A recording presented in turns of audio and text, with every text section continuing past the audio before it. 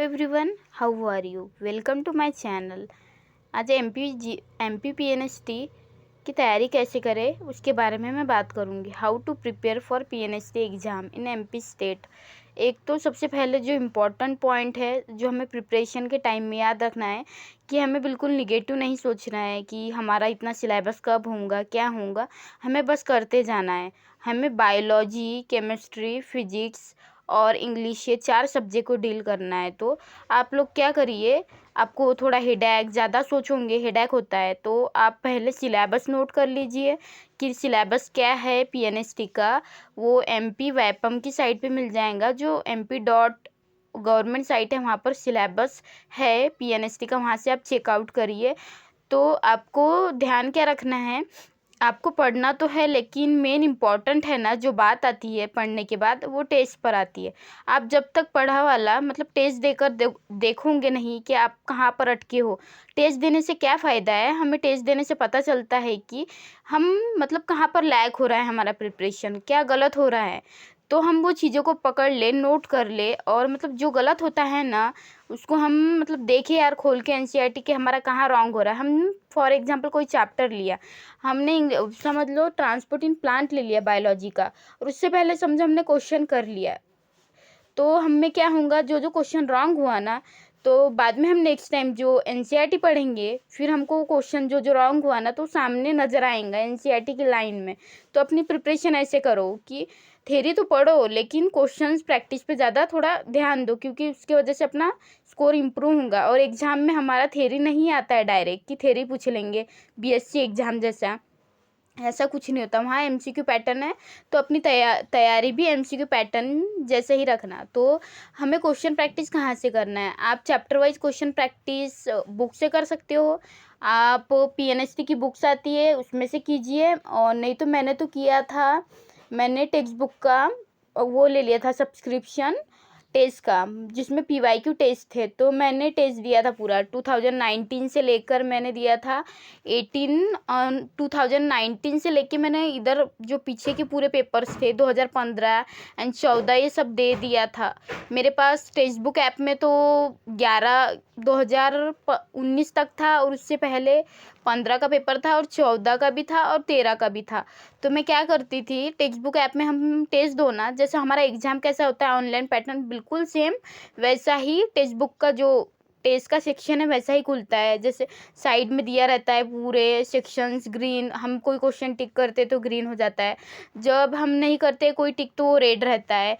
इससे रेड या वो मतलब पेंसिल कलर ग्रे कलर का रहता है।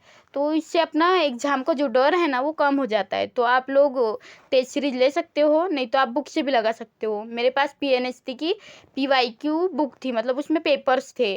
प्री नर्सिंग सिलेक्शन टेस्ट का टेस्ट ऐसा बुक का नेम है, वो नर्सिंग प्रिपरेशन, आपको उसमें पेपर्स मिलेंगे और उसमें क्वेश्चंस भी मिलेंगे। आप उससे प्रैक्टिस कीजिए और अपनी जो प्रिपरेशन को है इम्प्रूव कीजिए। और इस समय आप लोग मतलब प्रिपरेशन करते टाइम निगेटिव बातें ना सोचिए, क्योंकि सबसे ज़्यादा इफेक्ट नहीं क्या निगेटिव बातें हमारे ऊपर करती है। आप धीरे धीरे करिए तो आपका प्रिपरेशन बढ़ेगा। आप चैप्टर एक एक चैप्टर उठाइए। पहले आपको नहीं समझ में आ रहा है कि हमें केमिस्ट्री में क्या करना चाहिए, तो केमिस्ट्री का सीक्वेंस है, पहले सबसे पहले आपको इजी बताऊँ, इनऑर्गेनिक कर लो, क्योंकि इनऑर्गेनिक में एकदम ये नहीं, आपको ज़्यादातर चीज़ें याद रखना पड़ता है। तो आप लोग कम से कम जैसे हो हाइड्रोजन, एनसीईआरटी से फर्स्ट हाइड्रोजन चैप्टर रीड करो, देन क्या करो, हाइड्रोजन अपन ने रीड कर लिया तो अब हमें पता है, समझो हमारे दिमाग में एक बार कोई चैप्टर पढ़ा तो कितनी चीज़ें आएंगी, 50 to 60% चीज़ें हमें मतलब फिट हो जाएंगे कि यार ये चैप्टर में है। और फिर हम सेकंड टाइम रीडिंग करते तो और होता है, लेकिन हम कहाँ पर लैक होंगे, अभी हमको कुछ कुछ समझेगा नहीं कि यार ये क्या लिखा है। तो हमें उसके लिए क्या करना है, हमें उसके लिए लेक्चर देखना है। तो हम किसका लेक्चर देखें, जो जोन क्लासेस है ना उसमें सर है एक जो केमिस्ट्री पढ़ाती है।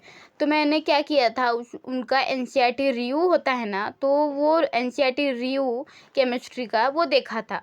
तो उन्होंने मतलब लाइन टू लाइन हमें समझाया है कि केमिस्ट्री जो हाइड्रोजन है उसमें क्या क्या है, ट्रैक्टम प्रोटियम ये सब समझाया है कि उसमें डिफरेंस क्या है, रेडियो एक्टिव कौन सा है और हेवी वाटर कौन सा है, ये सब मतलब अच्छे से बताते हैं। फिर हम उनसे एक बार कॉन्सेप्ट सीख ले, रीड कर ले, फर्स्ट टाइम खुद से करो, फिर सेकंड टाइम लेक्चर का हेल्प लो। इससे इससे अपना प्रिपरेशन अच्छा होगा। और देन फिर क्या करना, देन आप क्वेश्चन प्रैक्टिस, जो पीवाईक्यू क्वेश्चंस आए हैं पेपर में देखना उठा के कि 2019 के पेपर में हमें हाइड्रोजन से कौन सा क्वेश्चन पूछा है, 2020 के इसमें कौन सा पूछा है, 21 के इसमें कौन सा पूछा है, या वीडियोज़ वगैरह मिल जाएंगे आपको, तो वो आप देख लेना।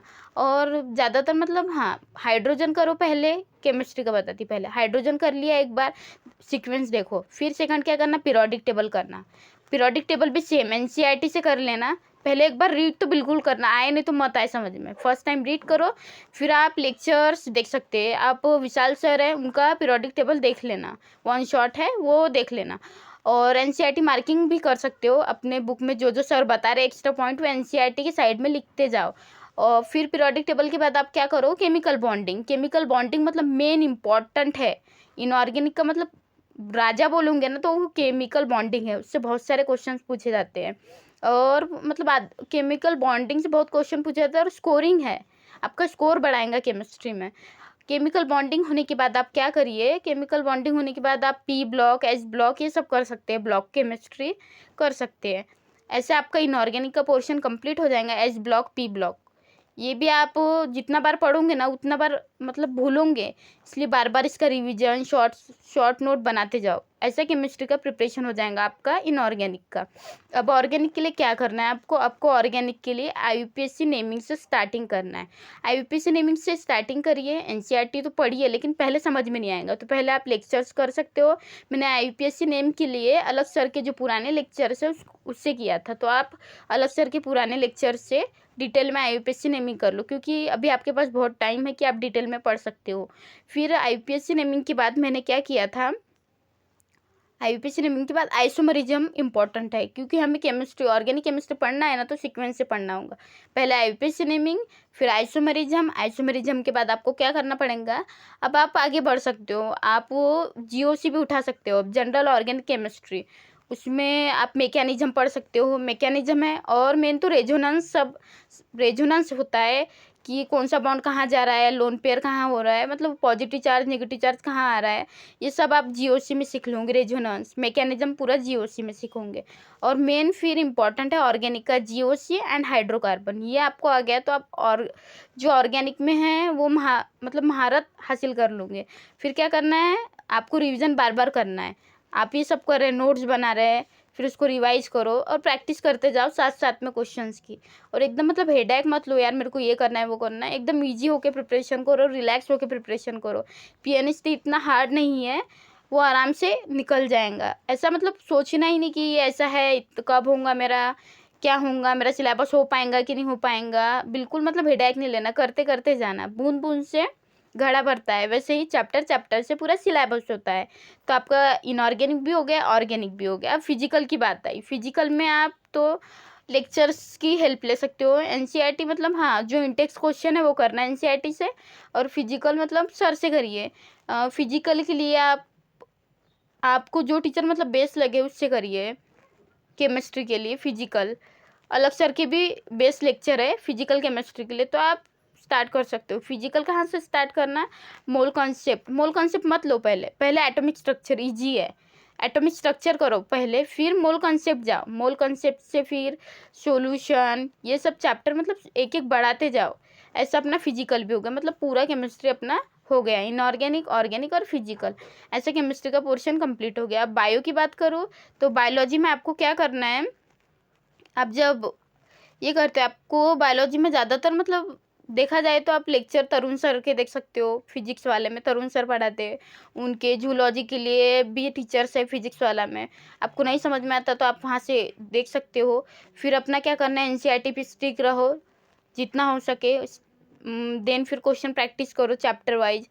हो सके तो मैं बोलूँ बायोलॉजी के लिए आप पीएनएसटी के तो क्वेश्चन करते ही हो, साथ में नीट के भी क्वेश्चन लगा लो, वो आपको हेल्प करेंगे आगे। नीट के क्वेश्चन करोगे तो क्या होगा कि आपका मतलब जो डर होता है ना एग्जाम में कि हार्ड क्वेश्चन आएगा, ये आएगा वो आएगा, ऐसा घुमाएंगे। पता है पहले पीएनएसटी इजी होता था, पहले पहले मतलब अभी भी इजी है, वो नहीं बोल रही, लेकिन पीएनएसटी में पहले इजी क्वेश्चंस पूछे जाते थे, जैसे घुमाते नहीं थे, लेकिन अब घुमा रहे हैं वो क्वेश्चन में हमको। तो अभी नीट में कैसा होता है कि हमें घुमाते हैं, सीधा नहीं पूछ लेते कि डायरेक्ट ये क्या है, थोड़ा घुमाते हैं, वैसे ही पीएनएसटी में भी अब घुमा रहे हैं। तो आपको इसके लिए डरना नहीं है, आप नीट के क्वेश्चन ट्राई करो बायोलॉजी के, आपका सिलेक्शन पक्का है। और पॉजिटिव रहो, आपका सिलेक्शन कोई नहीं रोक सकता। और मतलब अच्छा एफर्मेशन दो कि सब अच्छा होगा, और मेहनत करते जाओ, मेन मेहनत है। मेहनत अच्छे करोगे ना, अपने आप फल मिलेंगे आपको। और फल की चिंता बिल्कुल नहीं करना है हमको, हमें हमारा कर्म करना है, बाकी हमें भगवान के ऊपर छोड़ देना है। Thank you for watching. आपको पसंद आए तो लाइक ज़रूर कीजिए एंड सब्सक्राइब माई चैनल। और कोई प्रॉब्लम हो आप मेरे को पूछ सकते हो कमेंट सेक्शन में, मैं आंसर दूंगी आप सबके क्वेश्चंस का। Thank you guys.